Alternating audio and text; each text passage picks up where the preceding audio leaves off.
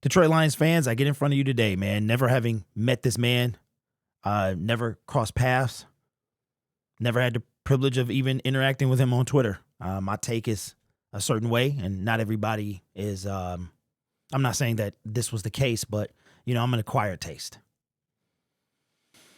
With that being said, if you don't already know that Andy Isaac, aka World of Isaac, has passed away today. I believe he was 44 or 45. He was well known. I really didn't know much of him until I got active on Twitter because he had a social media presence. But I got something I want to read from his family coming from his Twitter account. It says, "Good morning. Andy passed away peacefully this morning beside his loving family. We thank you all for your support and love over the years. This was a genuine space of laughter and kindness. Please carry this spirit on in honor of Andy. As always, FATHEAD forever and FTB." You can use your imagination to think of what that says. Or the PG version is forget the Bears. But Andy Isaac passing away a little over, I think it was 14 days ago. It was February the 18th. He had put, maybe it was a little longer than that, but he had put in his final tweet, will wind up, I think, being his final tweet, saying that he was heading to hospice. And we know that hospice is usually a year if you have a year left to live. And he made it, I believe, a little over 2 weeks. It was cool to see the Lions. I think that following week, sometime after a post about him heading to hospice, the Lions, Tigers, the Pistons, and the Red Wings all honored him by putting hashtag FATHEAD on their jumbotrons. It's times like this that you realize, you think about the impact that you're going to leave, right? Beyond regular things in life or making YouTube videos and stuff like that. And we think about legacy and what kind of legacy are we going to leave behind? The outpouring of love has been tremendous for him. It's, and like I said, I never really got to meet him. And believe it or not, I'm really not on social media before YouTube. So I wasn't Facebook. I had an account, but I really didn't use it. And Twitter had an account, didn't use it. It's only because of the Lions that I do it. So I didn't even know how popular, how much of an impact that he made on the Lions community until a few years ago when I got on Twitter to keep up with Lions news and NFL news. And I see him, and again, never met him, never came across him, never bumped into him, anything like that at the games.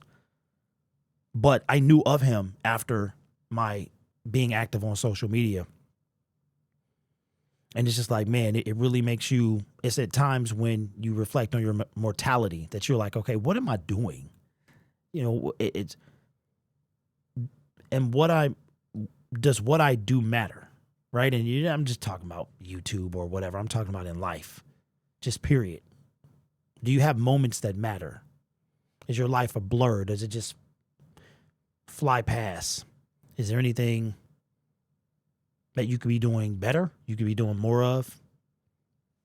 So I'm sure the 4 major sports in Detroit will do something in his honor. Sucks, man. But it just reminds me, and it should remind all of us that at the end of the day, it comes back to the Lions, right? We know of Andy from the Lions and so much more. I'm sure he was more than just his fandom for the Lions. But when you have the 4 major sports in Detroit honoring you, you made an impact on the community.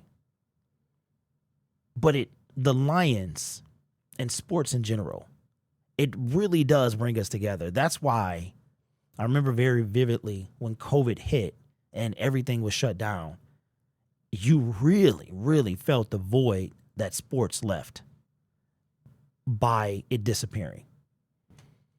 And it's like, we all want the Lions to win and all that stuff, but at the end of the day, how important is that?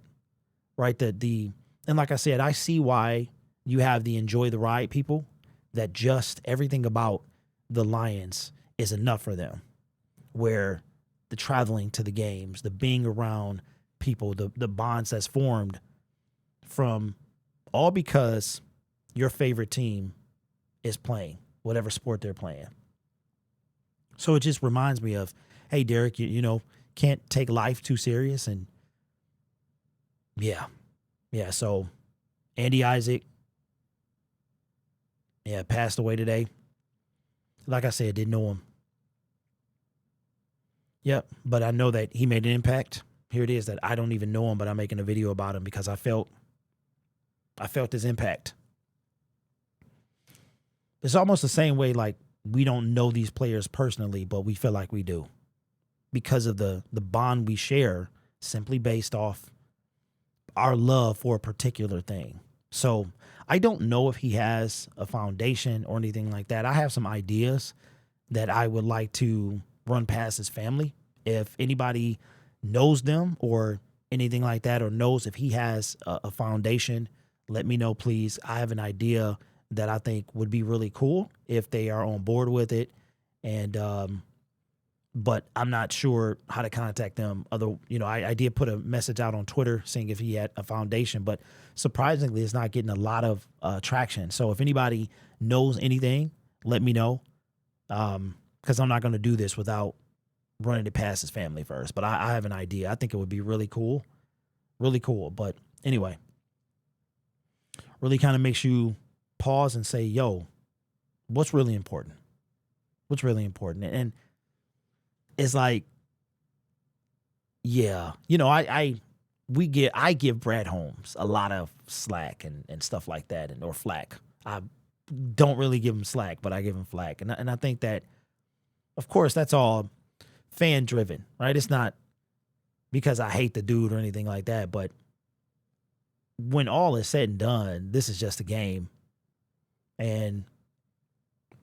But it means so much more to all of us than that, right? So anyway, I felt this day was going to come sooner than later. Like once he said how sick he was in his last tweet, I was just like, this is going, it could be any time. Andy Isaac, man. I've been thinking hard about what can I do? What more can I do? Right? What more can I do? So I'm going to look into that. Appreciate you guys, man.